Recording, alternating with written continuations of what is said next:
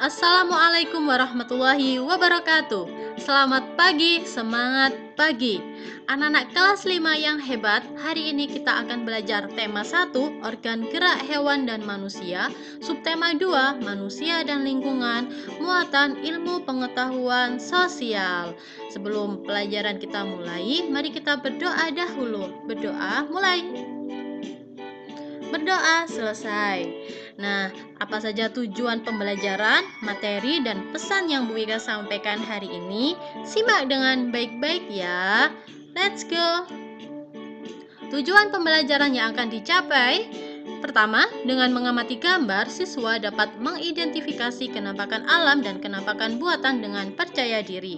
Dengan mengamati gambar pada peta, siswa dapat menyebutkan kondisi geografis masing-masing pulau di Indonesia dengan percaya diri. Dengan mengamati peta, siswa dapat memahami kondisi iklim di Indonesia dengan peduli. Dengan membaca, siswa dapat mengidentifikasi keragaman flora dan fauna di Indonesia dengan tanggung jawab. Anak-anak generasi penerus bangsa, sebagai manusia kita tinggal di suatu tempat. Di negeri manakah kita tinggal saat ini? Ya, benar, di Indonesia. Indonesia, negeri kita memiliki kekayaan alam yang melimpah hingga sumber daya manusianya. Nah, tentunya kita bangga terhadap negeri kita. Apakah kalian sudah siap untuk lebih mengenal negeri kita? Nah, materi pertama, kenampakan alam dan kenampakan buatan di Indonesia. Dari 4 gambar ini, kenampakan alam kita beri tanda centang, untuk kenampakan buatan kita beri tanda silang. Ini adalah gambar gunung atau pegunungan. Iya, kenampakan alam. Ini gambar sungai. Kenampakan alam juga. Ini danau, kenampakan alam, sedangkan ini bendungan merupakan kenampakan buatan. Nah, kita bahas selanjutnya. Kenampakan alam apakah yang tampak pada gambar di atas? Ya, ada gunung, sungai, dan danau. Kenampakan buatan apakah yang nampak pada gambar di atas? Bendungan. Betul sekali anak-anak ya. 3. Apakah kenampakan alam itu? Kenampakan alam adalah lingkungan alami yang merupakan ciptaan Tuhan Yang Maha Esa. Sedangkan apakah kenampakan buatan itu? Kenampakan buatan adalah lingkungan yang merupakan buatan manusia. Untuk kenampakan alam, contoh selain gunung, sungai, dan danau antara lain apa ya, Nana? Ya, laut, betul. Samudra, betul. Hutan, ya juga betul. Ada lembah, ada tanjung. Ya, untuk kenampakan buatan, apalagi selain bendungan? Ya, taman, tempat rekreasi, apalagi gedung bertingkat, gedung sekolah, mall. Nah, udah banyak sekali contohnya. Materi kedua, kondisi geografis masing-masing pulau di Indonesia. Kenampakan alam pada bentang alam Indonesia merupakan salah satu yang terlengkap di dunia. Laut, pantai, dataran rendah, lembah yang subur, padang rumput, sungai, danau, bukit, pegunungan, hingga gunung dapat ditemukan di Indonesia.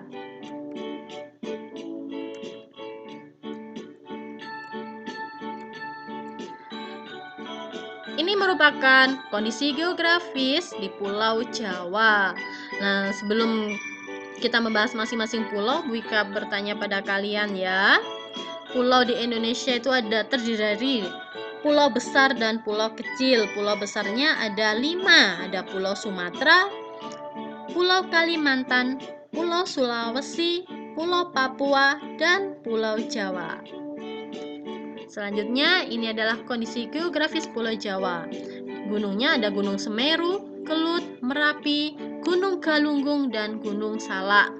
Lembahnya ada Lembah Dieng, Lembah Cilengkrang, Lembah Posong. Bukitnya ada Bukit Candi Abang, Bukit Teletabis di Pegunungan Bromo, Tengger Semeru, Bukit Mangunan, Bukit Moko. Sungai di Pulau Jawa ada Sungai Bengawan Solo, Sungai Citarum, Sungai Citandui, Sungai Cisadane. Dataran rendahnya ada di daerah Madiun dan Surakarta. Pantainya di Pulau Jawa ada Pantai Parangtritis, Pantai Pangandaran, Pantai Klayar, Pantai Anyer, Pantai Siung. Kita bahas pulau lainnya. Ini adalah kondisi geografis Pulau Sumatera.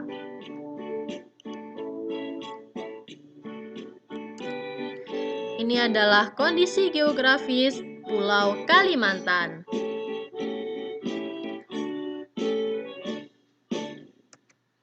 Ini adalah kondisi geografis Pulau Sulawesi.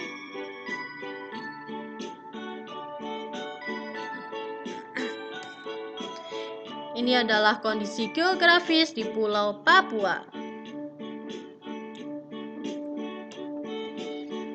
Ini adalah kondisi geografis di Pulau Maluku, di Kepulauan Maluku maksudnya.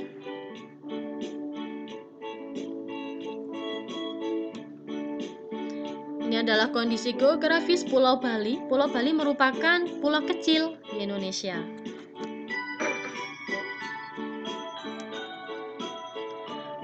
Kepulauan Nusa Tenggara, ini juga merupakan deretan pulau kecil di Indonesia.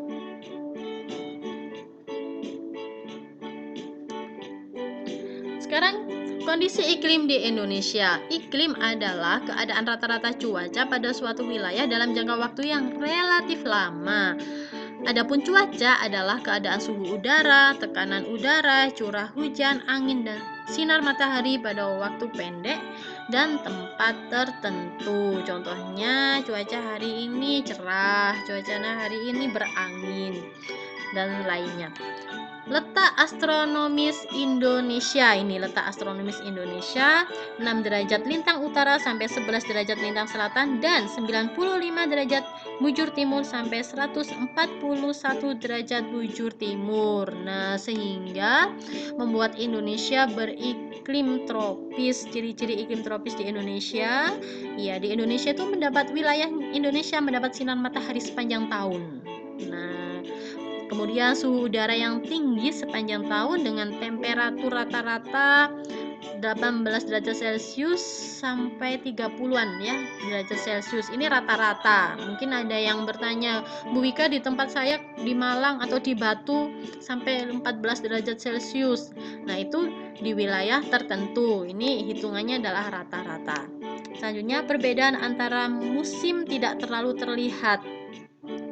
Kalau di negara di London, nah, atau di Inggris itu ada musim panas, musim dingin. Musim panasnya itu panas sekali, musim dinginnya dingin sekali sampai air membeku seperti es sehingga hujan aja turunnya salju ya. Nah, itu sangat nampak sekali. Tapi kalau di Indonesia musimnya musim penghujan dan musim kemarau, jadi suhu udaranya tidak terlalu nampak ya.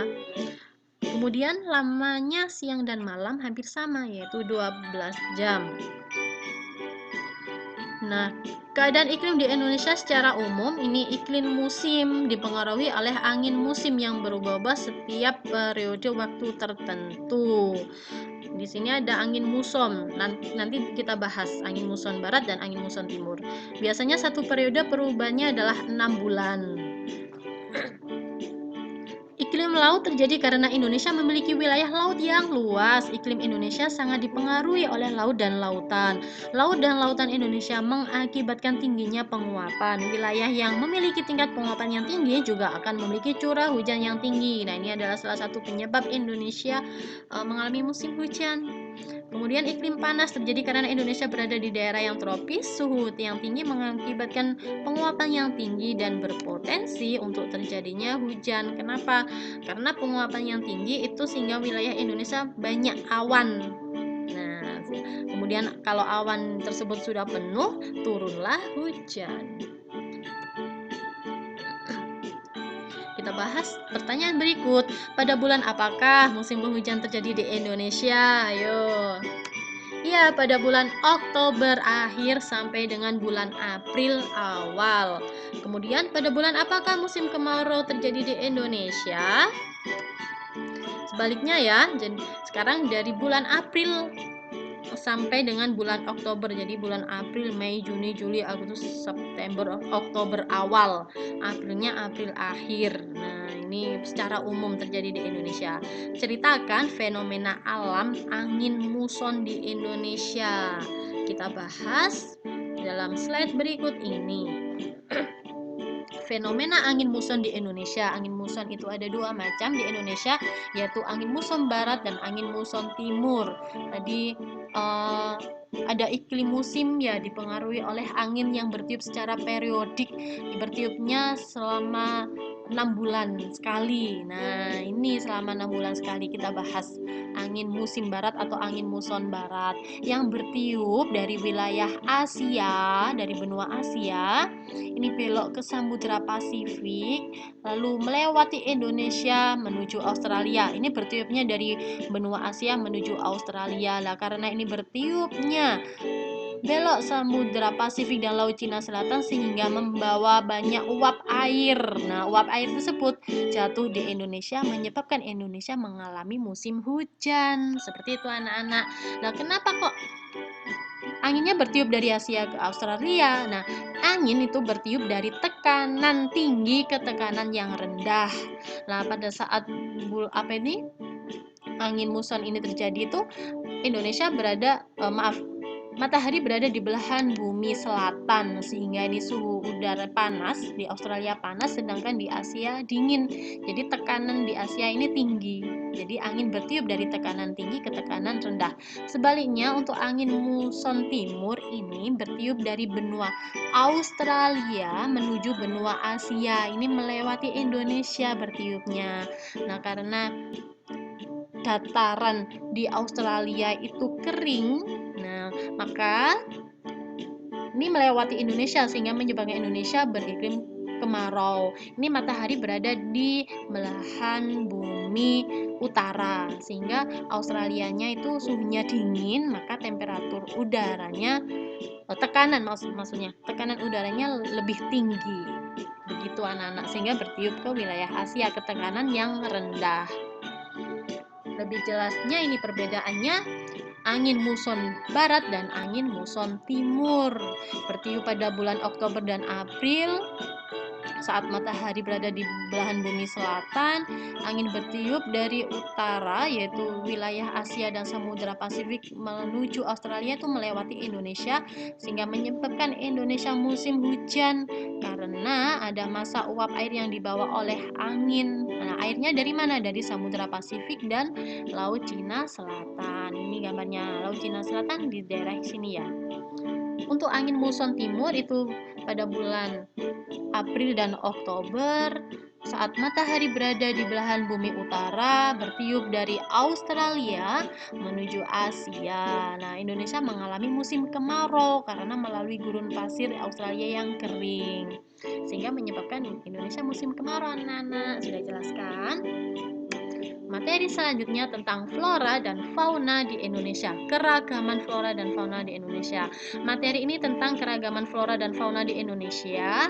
Anak-anak silakan membaca buku tema 1 halaman 96 sampai halaman 100 atau menyimak video pembelajaran Bu Guru pada link berikut ini.